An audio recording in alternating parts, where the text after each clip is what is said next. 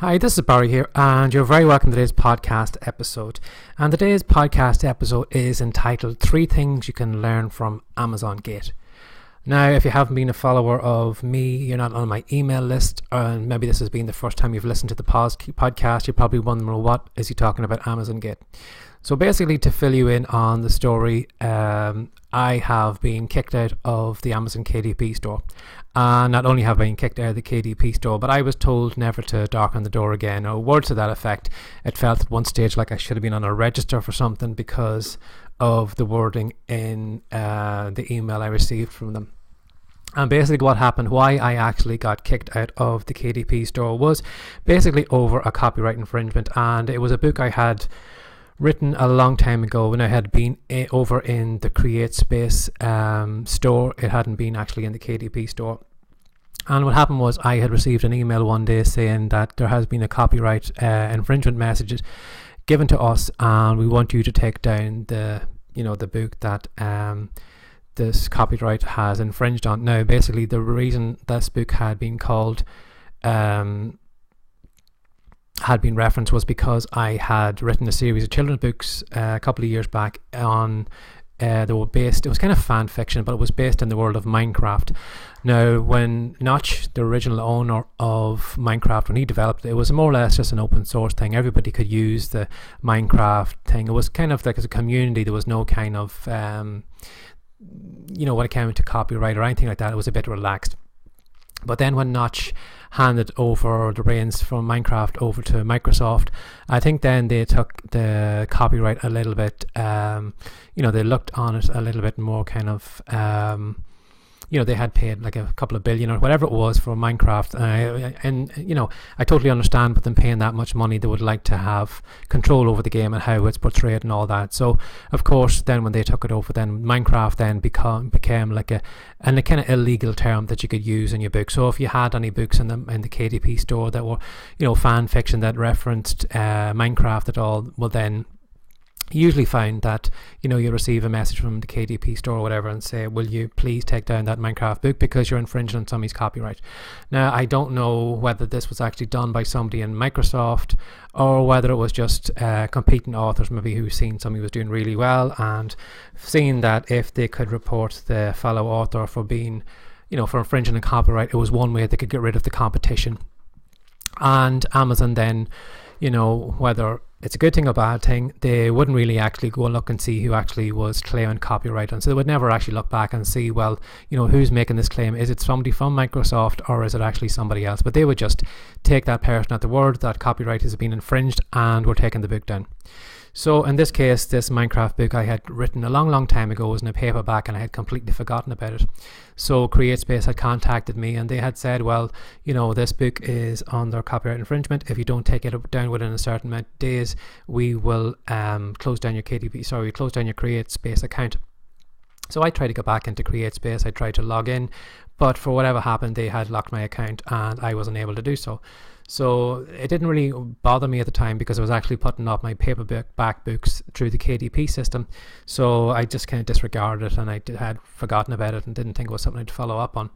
But 2 weeks had passed anyway, and then the CreateSpace had got back to me and they says, well, because you haven't taken down those 2 books, we are going to close down your account, and we are also going to close down your account because you have the same stuff over in the KDP. We're going to contact KDP as well, and we're going to make sure that they take all those books down as well.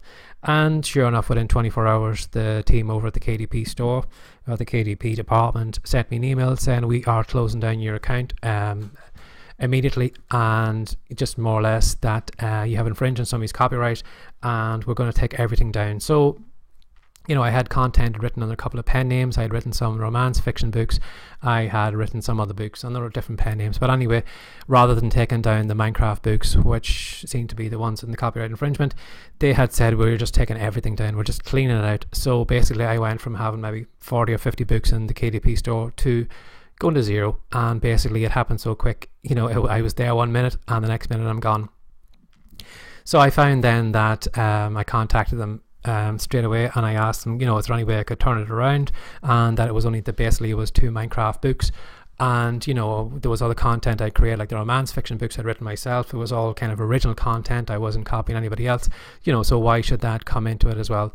So basically I had gotten a copy and paste answer, which I don't know if you've ever talked to anybody in the KDP store, but some of them won't have an original idea and would rather just kind of copy and paste the answers that they're given. So when I asked basically why this was happening, they had sent back a thing saying that, well, my account had been linked to a previous account that had been opened that had come onto copyright infringement, and because of that they were closing it down. So then when I asked the question, well, who created this account, because I only ever had one KDP account, I got basically a copy and paste answer. So then I basically got back to the KDP store and I said, okay, that's fair enough. If you're taking all my books down for an infringement on Minecraft, why don't you go through the whole store then and take every book down that has the Minecraft word in use? Because you can actually go in the store today, you can type in Minecraft and you'll find a wealth of books that are still blatantly using the Minecraft.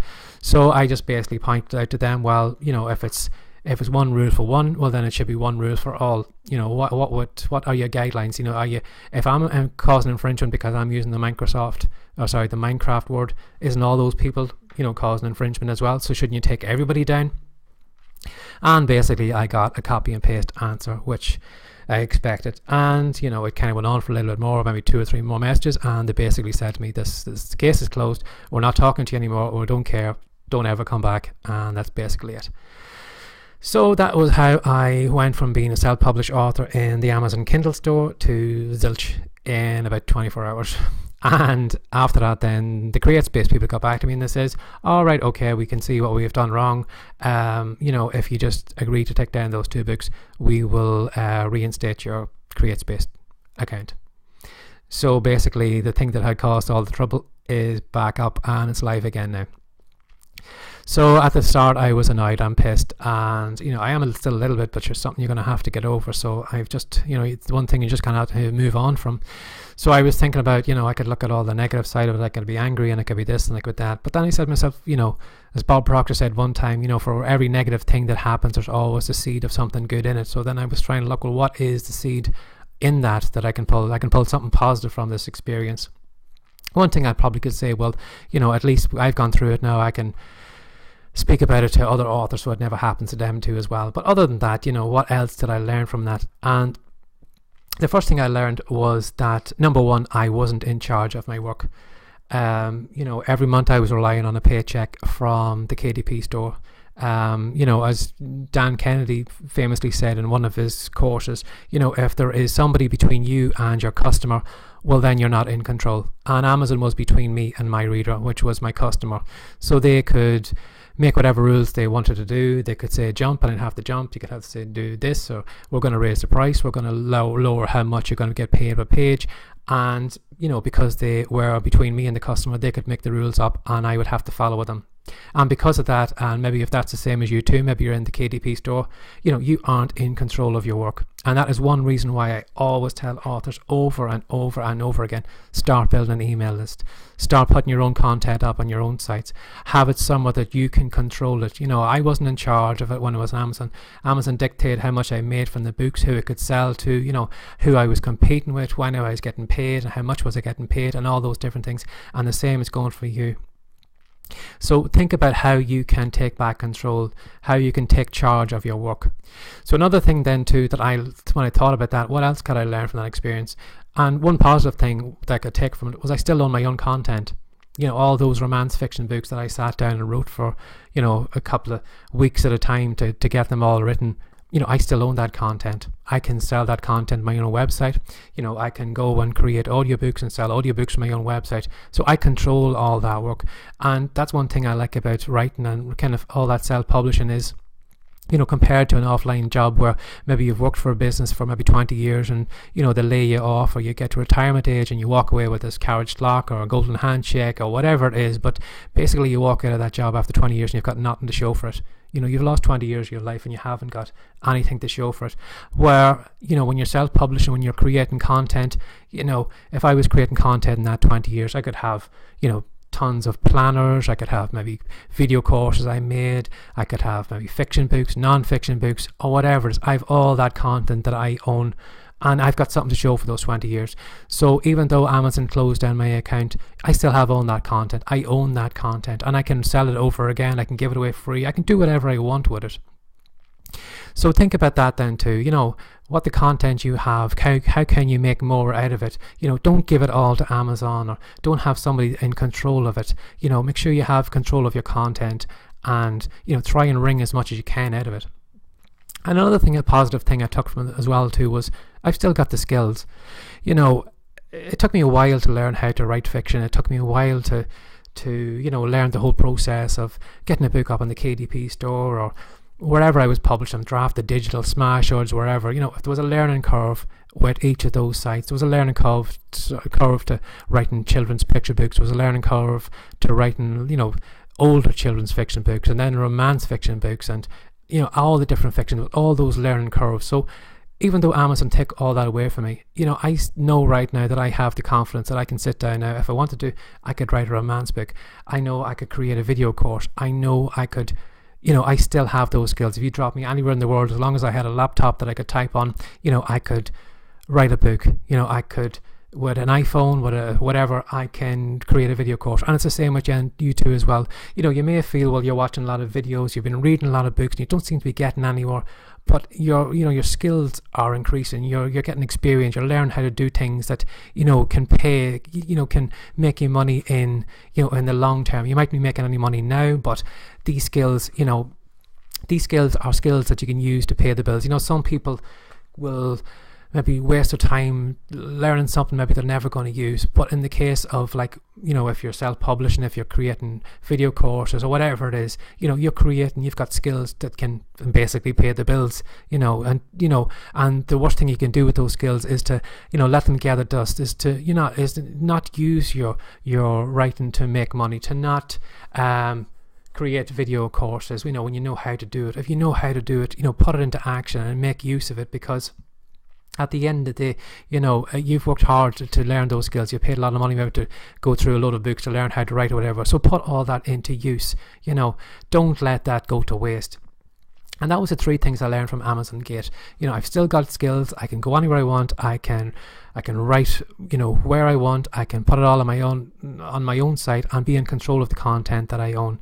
You know, so whatever you are in today, try and think about, you know, how are you leaving yourself open? What if Amazon closed down your account tomorrow? What would you do? You know, are you in control? You know, have you got a blog set up? Have you started collecting readers' emails? You know, have you thought maybe of putting content up on, you know, starting giving away your fiction work or whatever, or letting people know, you know, outside Amazon that you exist? You know, give away maybe a couple of books over on Wattpad or something like that, and try and drag people over to your website and put you in control of it. So, you know, if you have a good, strong email list of a lot of readers, you know, you never have to go to those online stores. You can dictate how much your readers are going to pay for your romance books or your fiction books or whatever it is. You know, a simple email out to maybe 1,000 readers, you know, and all of a sudden, you know, that $1 book pulls in, you know, $1,000 in one email. You know, again, the bigger the email list you have, the more you're in control, the more you can dictate of, you know, what price your books are, you know, what you're going to write next or whatever it is. But if you're putting Amazon or all these large kind of publishing companies in the way, and you put between you and your reader, you know, you're never going to be in charge. They're always going to be dictating how much money you're going to make, you know, what you can sell, who can sell to, whether, you know, just like somebody can, like some child can pick up a ball and say, well, that's it, I'm going home, you're not playing here anymore. You know, I don't want you to be left on that empty playing field, you know, not having the ball to play with. You know, don't give somebody that control. Take the control back and think about how you can do it. You know, create as much content as well, and make sure that you have the ownership and the copyright of it to make money of it in the future. And those skills that you've worked hard on, you know, if the worst happens, you can always start over again, but you're not starting from zero. The same way I'm not starting from zero. I know how to write, I know how to create stories, I know all those different things, and I can help other people too. And it's something I'll always have for the rest of my life. So that is the positive things I can take in from it. And, you know, just to let you know that, you know, you may think, well, that'll never happen to me, because I used to always think that too. Other people say, oh, I had trouble over copyright and stuff like that, and basically I thought the same myself. I followed the guidelines and I thought I was being honest, and yeah, it happened to me too. So just to make you aware, it can happen to the best of us, and I don't want you to be left open and for it to happen to you too. So if you enjoyed this podcast, excuse me, if you enjoyed this podcast episode, I highly recommend you come over to the WriteCome site. It's WriteCome.com. Or if you have any fans, or if you have any followers, or people that you think maybe would get some use or get some value out of the content of this podcast, or even this podcast episode, I'd really appreciate it if you could get it into their hands. It'd be much appreciated. So as always, thanks for your time today, and take care and have a great day. Bye bye.